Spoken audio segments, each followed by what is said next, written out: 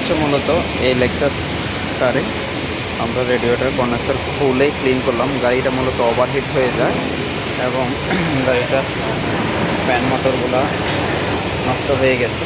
তো আমরা আসলে প্রপারলি কাজ করাটাই ভালো, যার কারণে আমরা একেবারে থার্মোস্টার বাল্ব যা আছে আমরা সব একবারে দেখে দিচ্ছি, রেডিয়েটর কন্ডেন্সার সার্ভিস করে দিচ্ছি। ফ্যান মোটর অ্যাভেলেবেল আছে, আমরা নিউ ফ্যান মোটর নিয়ে এসেছি। এগুলো হচ্ছে গাড়ির পুরাতন ফ্যান মোটরগুলো, এগুলো খারাপ আছে, আমরা এগুলো সব চেঞ্জ করে দিচ্ছি।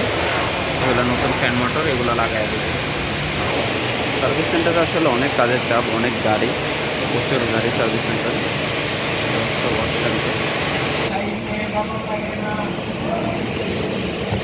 আসলে অনেক গরম বাইরে, টেম্পারেচার অনেক, তো এই কারণে আসলে গাড়িগুলো অনেক হিট হচ্ছে, আর এসিও ঠান্ডা ছেড়ে দিচ্ছে। শুধু তাই না, আমাদের বাংলাদেশে যে পরিমাণ ধুলাবালি, মানে যেখানে যাবেন ধুলাবালি নাই বলতে কোনো শব্দ নাই, সব জায়গাতে ডাটি আছে।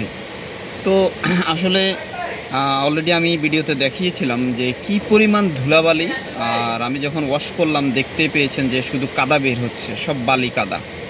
তো আসলে এগুলো পুরো রেডিয়েটর কন্ডেন্সার ফিন্সগুলোকে পুরো জ্যাম করে রাখে। তখন দেখা গেল গাড়ির কন্ডেন্সার হিট হয়ে যাচ্ছে, গাড়ির রেডিয়েটর বাতাসটা ঠিকমতো প্রবাহিত হতে পারতেছে না, ফ্যান হয়তো চলতেছে কিন্তু বাতাস টানতে পারতেছে না, তো যার কারণে গাড়ির ইঞ্জিনও হিট হয়ে যাচ্ছে। তো এই ধরনের সমস্যাগুলো হয়।